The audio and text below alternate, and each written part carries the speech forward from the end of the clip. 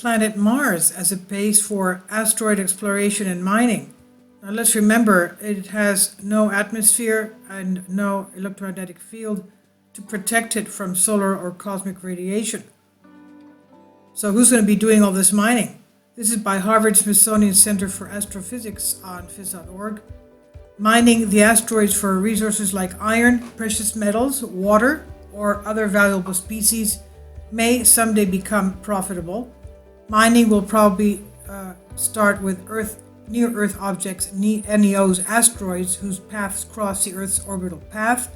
In the long term, however, mining will want to access the main belt of asteroids that orbit between Mars and Jupiter. Although NEOs are a lot closer to us, profitable mining entails balancing more than just the cost of traveling across the distance. The main belt asteroids contain about 10,000 times as much resources as NEOs, near-Earth objects. Moreover, any asteroid mining operation must take into account the expense of the rendezvous and slowing the spacecraft down once it arrives, as well as the cost of shipping the ore back to a processing facility. The cost and weight of the fuel needed to rendezvous this amazing, among other most critical parameters in the feasibility calculation, it's mostly determined by the parameter delta V. It's a measure of the kinematic requirement of accomplishing a spacecraft maneuver and usually cited in units of kilometer per second.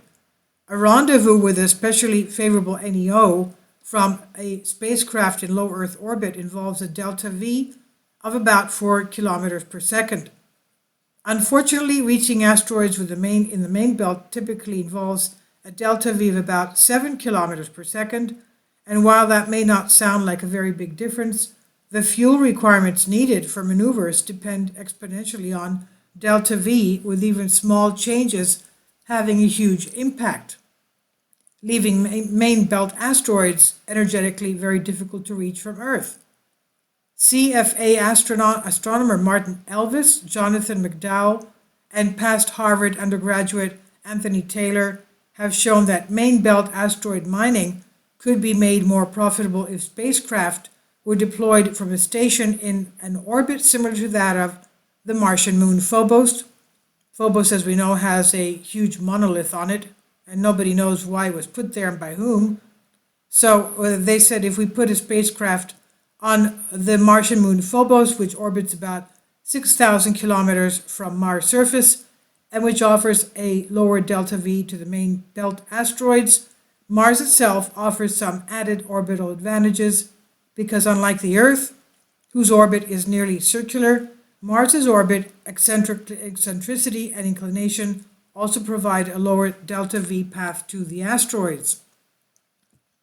In their study published in Planetary and Space Science, the authors suggest 2 burn and 3 burn scenarios, offering to the number of rocket ignitions needed to accomplish the rendezvous, and they develop a computer code to calculate the energetics for known asteroid orbital classes.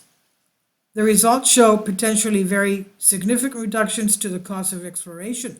Whether or not a mission ultimately makes financial sense depends on many other factors, but the authors demonstrate that the concept of a launching and then returning to an operations center based in a Phobos-like orbit, or even on Phobos itself, is relatively convenient and advantageous. They add that profitable large-scale mining from Martian orbit could also lead to routine access to the Martian surface. And this is provided by Harvard-Smithsonian Center for Astrophysics, Anthony Taylor, and colleagues on phys.org. Please leave your comments. Thank you for your support. Kindly support my Patreon account. The daily posts are 5 videos daily, and they are totally different from what I have on my YouTube channel.